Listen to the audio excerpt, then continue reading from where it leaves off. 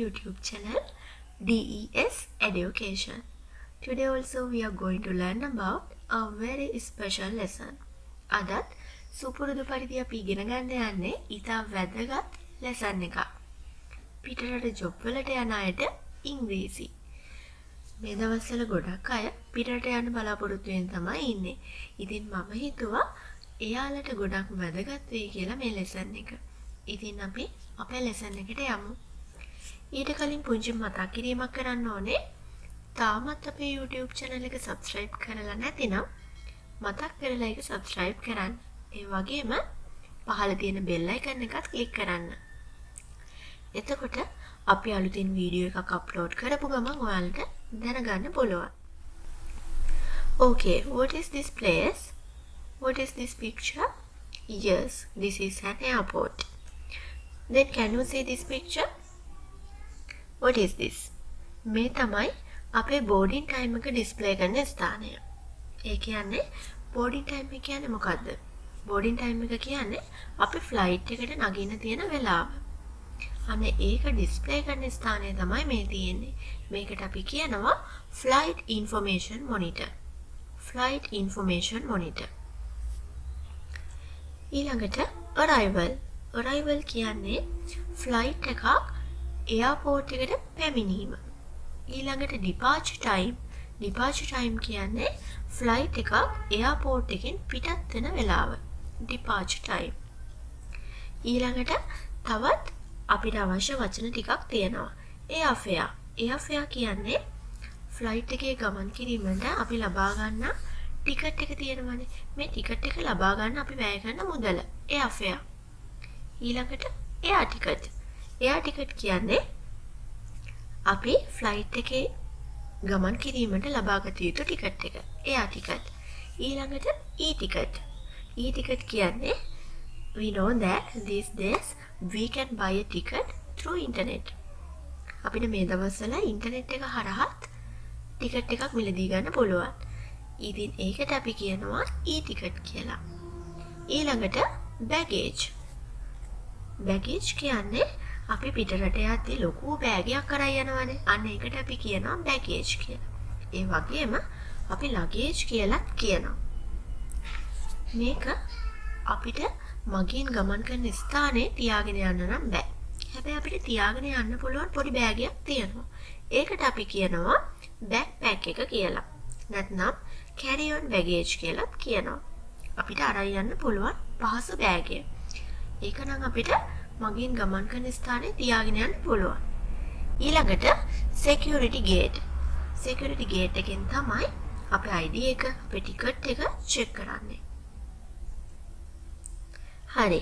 තවත් sentences කිහිපයක් තියෙනවා. ඒ ටික අපි බලමු දැන්. I would like to fly in an airplane. fly කරනවා. airplane එකේ යනකොට අපි කියනවා fly කරනවා කියලා. I would like to fly in an airplane. මම කැමතියි airplane එකක fly කරන්න. අපිට සමහර විට මේ වගේ sentence එකක් කියන්න ඕන වෙයි. ඊළඟට I obtained the passport from Immigration and Immigration Department head office. මම passport එකක් ලබා ගත්තා Immigration and Immigration Department head office. ඒ කියන්නේ මොකක්ද? ඒ කියන්නේ ආගමන විගමන දෙපාර්තමේන්තුව. මම passport එකක් ලබා ගත්තා ආගමන විගමන දෙපාර්තමේන්තුවෙන්. ඊළඟට I obtained a visa from the US embassy in Sri Lanka. මම වීසා එකක් ලබා ගත්තා ශ්‍රී ලංකාවේ US embassy එකෙන්. ඊළඟට what airline is that? මොකක්ද airline එක? what airline is that? it is කියලා අපිට අපේ airline එක කියන්න පුළුවන්. ඊළඟට දැන් සාමාන්‍යයෙන් අපි security gate එකට ගියාම යාලා අපේ ID එක ටිකට් එක ඉල්ලනවානේ. ඒතර අපිට කියන්න පුළුවන් here is my ID and the ticket. මේ තියෙන මගේ ID එකයි ටිකට් එකයි. ඊළඟට අපිට එතනින් අහන්න පුළුවන් අපේ airline එකට අදාළ check-in count එක කොහෙද තියෙන්නේ කියලා. check-in count එක කියන්නේ අපි අර ලොකු luggage එක බාර ගන්න ස්ථානය. යාලා check කරනවා එතනින්. ඊට පස්සේ එයාලා ඒක cargo department එකට බාර දෙනවා. ඒක අපිට අපි ළඟ අරන් යන්න බෑනේ. ඒ නිසා එතකොට අපි කොහොමද අපේ airline එකට අදාළ check-in counter එක කොහෙද කියලා අහන්නේ? Do you know where the check-in counter? Do you know where the check-in counter? ඊළඟට අපිට කියන්න ඕනේ වුණොත් අපිට කියන්න පුළුවන් I'm going to the USA. මම යනවා USA වලට. I'll be studying there for 3 years. මම බලාපොරොත්තු වෙනවා අවුරුදු 3ක් ඉගෙන ගන්න. ඊළඟට දැන් අපි ෆ්ලයිට් එකට නැගගට පස්සේ මගින් ගමන් කරන ස්ථානයට අපි කියනවා කැබින් එක කියලා. මේකේ ක්ලාසස් තියෙනවා.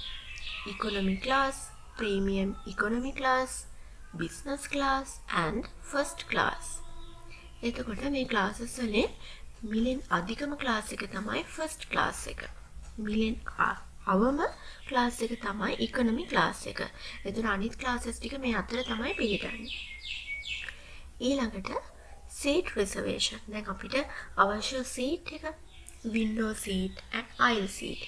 window seat එකක් කියන්නේ ජනේල ගාව තියෙන සීට් එක. ඒ කියන්නේ අපිට අර එළිය බලාගෙන යන්න පුළුවන් සීට් එක තියෙනවානේ. අන්න ඒකට අපි කියනවා window seat කියලා. ඊළඟට aisle seat.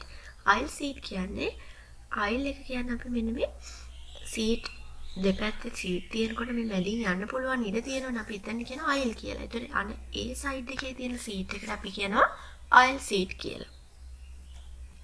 හරි. එහෙනම් මම හිතනවා ඔයාලා ගොඩක් දුරට මේ එයාපෝට් එක ගැන ඊළඟට අපිට පිටරට යන අවශ්‍ය ඉංග්‍රීසි ගැන දැනගන්න ඇති කියලා. ඒ වගේම මම බලාපොරොත්තු වෙනවා තවත් ලෙසන් එකක් ඔයාලට මේ සම්බන්ධයෙන් ගේන්න. එහෙනම් අදට අපි ගිහින් එන්න. තවත් අලුත් ලෙසන් එකකින්ම අපි තවත් දවසක මුණ ගැහෙමු. එහෙනම් නැවත මතක් කරනවා අපේ YouTube channel එක තාමත් subscribe කරලා නැත්නම් මතක් කරලා subscribe කරන්න.